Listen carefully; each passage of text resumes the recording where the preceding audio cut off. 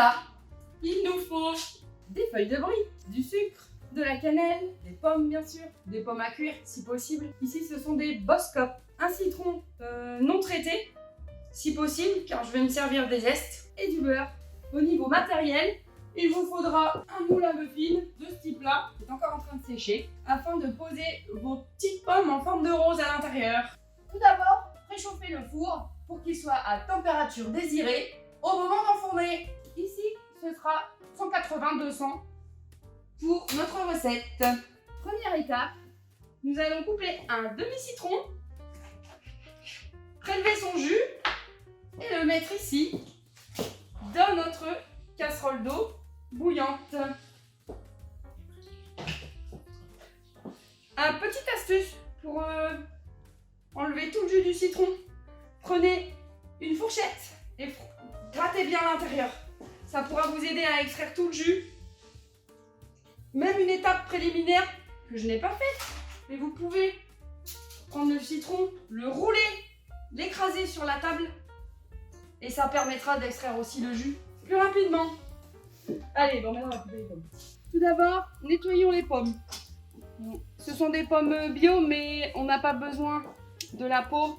Donc je les coupe quand même, je les épluche quand même, pardon. Voilà, vite fait.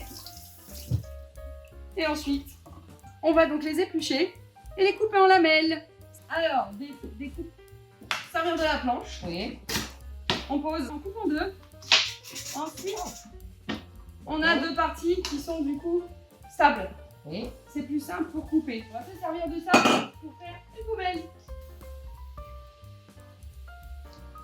On va couper les pommes en lamelles. Le but du jeu, bien sûr, c'est de couper des lamelles de la même épaisseur afin d'avoir une homogénéité ensuite dans la cuisson. Donc je vais montrer la première tranche, l'épaisseur de la première tranche. Comme ça, après, on s'en servira comme modèle. Donc c'est ce qu'on appelle un gabarit. Donc voilà à peu près l'épaisseur, tu vois.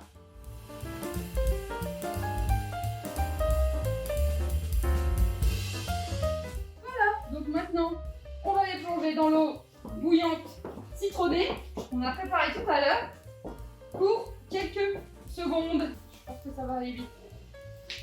Hop, je remets un peu plus de feu histoire que ça bouffe. Alors, le but du jeu, c'est que nos pommes soient souples, mais pas fondantes.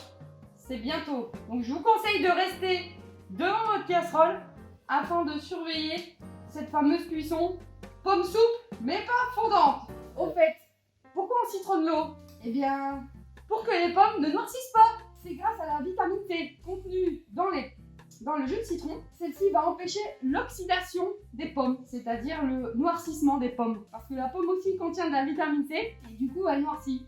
Donc quand on met de la vitamine C qui vient d'un autre fruit, on coupe l'oxydation et du coup on garde une belle couleur de pomme. Ça n'a pas du tout d'incidence sur le goût, c'est juste une question visuelle. C'est bon, on va pouvoir égoutter nos pommes. Elles sont fondantes. On va y aller délicatement afin de ne pas les casser. Je vais même mettre de l'eau froide pour couper la cuisson. Ah, l'eau froide, ça n'a pas d'incidence sur le fruit. Non, ça va juste bloquer la cuisson. Vous voyez la texture? Ça y est, c'est tout ramolli, mais elles se tiennent. Alors maintenant, nous allons préparer la petite garniture aromatique de nos pommes boutons, c'est-à-dire du sucre, du zeste de citron et de la cannelle. Nous allons mélanger tout ça dans un petit bol. Donc à peu près 50 g de sucre, c'est à peu près 5 cuillères à soupe. Hein. Et à peu près, rase. il est obligatoire de mettre du sucre blanc. Non, vous pouvez mettre de la cannelle, du sucre vanillé si vous avez envie d'un petit goût de vanille. On peut rajouter avec le sucre. Oui, Et la cassonade. également. La cannelle aussi, tout le monde n'aime pas. Donc c'est vrai qu'on pourrait très bien utiliser de la vanille. Moi je mets une pincée de cannelle. Avec les pommes c'est toujours bon. Allez, une bonne pincée. Voilà. La dernière étape, les citrons, donc je disais non traités, bio si possible, parce qu'on va prélever le zeste. Je mets mon zeste là, et je fais un demi-citron, ça suffira. Le but du jeu après, ce sera de bien mélanger les zestes de citron à la cannelle au sucre. On va parfumer le sucre à la cannelle et aux zestes de citron, tout simplement. Donc là, le but c'est d'y aller avec ses petites mains. Je vous montrer, c'est tout simple. Vous faites ça tout simplement. Bien imprégner le sucre. Vous pouvez faire de même avec de la vanille. Si vous avez une gousse maison, vous ouvrez la gousse en deux, vous prélevez les grains avec le couteau, vous les intégrez au sucre de la même manière. Et vous aurez du coup du sucre vanillé maison. Et voilà, notre mélange est bien imprégné. Je vais pouvoir passer au montage des pommes boutons. Alors d'abord, on va prélever 3 feuilles de briques, 1, 2, 3, que je vais poser sur mon petit plateau. Et je vais les badigeonner de beurre, toutes les 3. C'est parti. Le beurre a été évidemment préalablement fondu, soit à feu doux dans une casserole, ou soit au micro-ondes, également à feu doux, sinon le beurre va déborder. Ça va très très vite. Voilà. Hop. Et la petite dernière qui est ici. Tac, tac, et voilà. Mais le reste du beurre va peut-être servir à beurrer les moules. Maintenant, nous allons les couper en bandelettes de l'épaisseur des moules. Donc ici, nous avons des moules d'une certaine épaisseur, à peu près cette taille-là. Donc je vais couper des bandelettes un peu plus grandes, de cette largeur-là. C'est parti. Donc ici, je vais faire une découpe comme ça, ce sera plus simple. Et là, à peu près de cette taille-là, vous voyez. Ça, je le rouvre.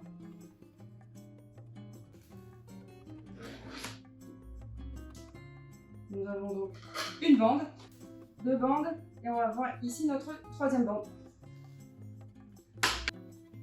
Voilà, je le fais vite fait pour vous montrer que ça dépasse un peu, mais pas trop. Nous allons utiliser notre mélange aromatique pour poser sur les bandelettes, puis poser nos pommes. C'est parti. C'est bien imbibé. Donc ça va plus vite. Ça veut rien dire, mais en tout cas, c'est parfumé. Ensuite, nous allons prendre nos petits quartiers de pommes et les poser dans les feuilles de briques en les superposant légèrement. On les prélève doucement. Vous voyez, légèrement superposés. Et on renouvelle l'étape, évidemment jusqu'à ce qu'il n'y ait plus d'ingrédients. Nous avons mis nos bandelettes de pommes sur notre plan de travail afin de les rouler sur elles-mêmes. C'est comme ça qu'on va obtenir notre fameuse petit bouton de rose que nous allons déposer délicatement dans nos petits moules pour pouvoir les enfourner. Vous voyez, c'est tout simple, hein.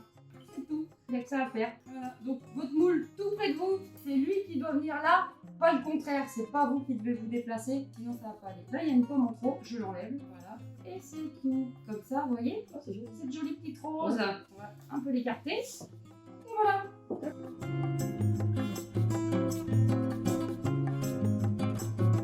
Notre petit bouton de rose est prêt à être enfourné à 180-200 degrés pendant une vingtaine de minutes. Le but du jeu, c'est que vos pommes et vos feuilles de briques soient bien dorées et les feuilles de briques croustillantes.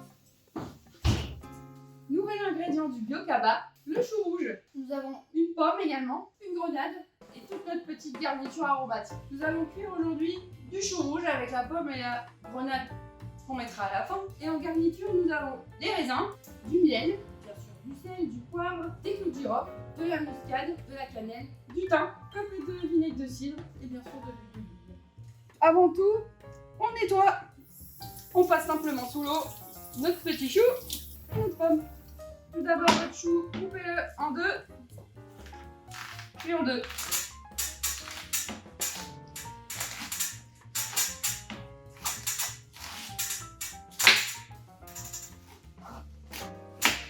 Nous avons l'oignon, évidemment, on l'enlève. Voilà, nous avons 4 morceaux que nous allons maintenant émasser chacun finement. Je vais vous montrer le découpe au couteau et à la mandoline pour avoir une découpe plus régulière. Le but c'est de faire des fils de lamelles. Vous voyez à peu près de cette épaisseur là, toute fine. Découpage à la mandoline. D'abord n'oubliez pas de régler la lame à la hauteur désirée afin d'obtenir des lamelles fines. Et là le but du jeu c'est de ne surtout pas se couper les doigts. Donc on met sa main bien à plat, comme ceci. Et là forcément vos doigts ne peuvent pas passer sous la lame. C'est la paume de la main qui est la zone la plus basse de votre poussée. Si vous faites ça, forcément vos doigts vont passer en dessous. Donc mettez bien votre main à plat. Voilà. Et ensuite, on est parti. Voilà. Donc ça, c'est quand même bien pratique. Pour la cuisson du chou, nous allons utiliser de l'huile d'olive. Nous allons mettre à peu près l'équivalent de 2 cuillères à soupe. Notre huile d'olive est bien chaude. Nous allons mettre le chou. Ainsi que toutes les épices. Un petit clou de girofle, une pincée de noix de muscade, une pincée de poivre, une pincée de cannelle, un peu de thym, du sel. Donc ici, je vais couper ma pomme en dés, pas trop petit, histoire qu'on les approuve à la fin de la cuisson. Je laisse volontairement la peau, parce que c'est une pomme bio, et que dans la peau, vous avez énormément de substances nutritionnelles intéressantes, et surtout beaucoup de fibres. Avec le chou, nous allons terminer par ajouter le miel, une bonne cuillère à soupe. N'hésitez pas à mettre un fond d'eau et en rajouter au fur et à mesure si vous trouvez qu'il y en manque. La dernière petite touche à ajouter à notre recette, une bonne cuillère de vinaigre, de cidre, histoire d'apporter une petite acidité. Et maintenant on peut laisser à couvert, à mijoter pendant 30 minutes. Et voilà, nous arrivons au terme de la cuisson des petites porte-boutons. Tenez, voilà. On va ôter délicatement. Ouais, ça, je te laisse faire parce que moi, la délicatesse. Voilà. Pour la finalisation du plat de chou avec les pommes, on va intégrer des graines de grenade. Alors, on est en pleine saison de la grenade. Super fruit. Si vous avez l'occasion d'en manger régulièrement en ce moment, n'hésitez pas. C'est un des fruits les plus riches en antioxydants. Alors, celle-ci, vous voyez, elle est très juteuse. Donc, on va la couper en 4. Et on va prélever tous les petits grains afin de les intégrer dans notre recette de chou au dernier moment.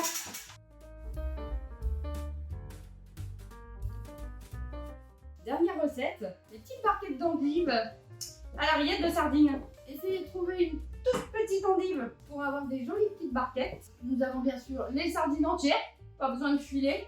L'arête centrale s'écrase très bien, on ne la sent pas sous la dent, ne vous inquiétez pas pour ceux qui ont peur des arêtes. On a du fromage frais, très peu gras, qui est beaucoup moins gras qu'une crème fraîche, 10-12% de matière grasse, des capres, du persil, du piment d'Espelette, du poivre. Faites attention à ne pas mettre trop de sel, parce qu'on a déjà du fromage qui est salé, et la conserve de sardines qui était salée. Donc le sel, je vous conseille de vraiment goûter et d'en mettre au dernier moment si besoin. Et j'ai oublié le dernier ingrédient, une gousse d'ail. N'oubliez pas de rincer votre petite endive. Nous allons passer à l'épluchage et aussi à l'écrasement de la gousse d'ail à l'aide d'un presse-ail. Si vous n'avez pas de presse-ail, je vous montre une technique toute bête, toute simple qui fonctionne très bien. N'oubliez pas d'enlever le germe de l'ail aussi. Hein. Cette partie verte là, ça c'est totalement indigeste. J'ai coupé l'ail en plusieurs morceaux. Je retourne côté plat sur la planche et maintenant je me sers de mon plat de couteau comme ceci et j'écrase. Hop, hop, hop. Et ensuite, j'émince un petit peu, histoire de terminer. Et là, vous avez exactement un résultat qui se rapproche du presse-ail. Je vous montre avec le presse-ail. Comme ça, vous verrez. Voilà. Vous voyez? C'est pas très différent. On va pouvoir réunir tous nos ingrédients dans un petit saladier afin de préparer notre rillette. On met l'ail, les sardines bien sûr, on met 4-5 capres émincés ou plus, hein. Ça dépend de vos envies. Si vous n'avez pas de capres, utilisez des cornichons. Je mets un peu de poivre. Je mets surtout du piment d'Espelette, ça c'est mon petit ingrédient chouchou. C'est un piment doux. Ici, un peu de persil lyophilisé. Voilà. Je vais mettre mon petit fromage frais. Je me munis d'une fourchette afin d'écraser la préparation correctement. Alors, je vais intégrer un peu à la fois le fromage,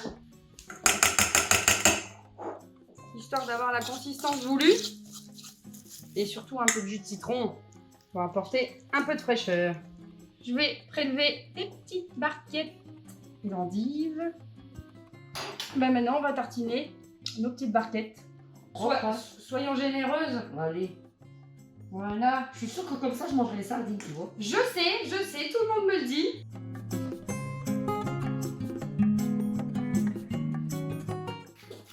Notre chou est cuit. Nous avons mis des petits raisins secs au dernier moment dedans, histoire de les réhydrater un peu. Et maintenant, je vais poser mes grenades.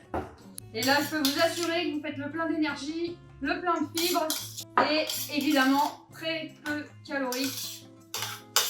Donc tout ce qu'il faut, voici notre table dressée avec les ingrédients du Blue Kaba qui était pour l'entrée l'endive avec donc ces petites rillettes de sardines, Le plat, nous avons le chou rouge accompagné de raisins secs, de grenades et des petites épices. Et en dessert, nous avons la petite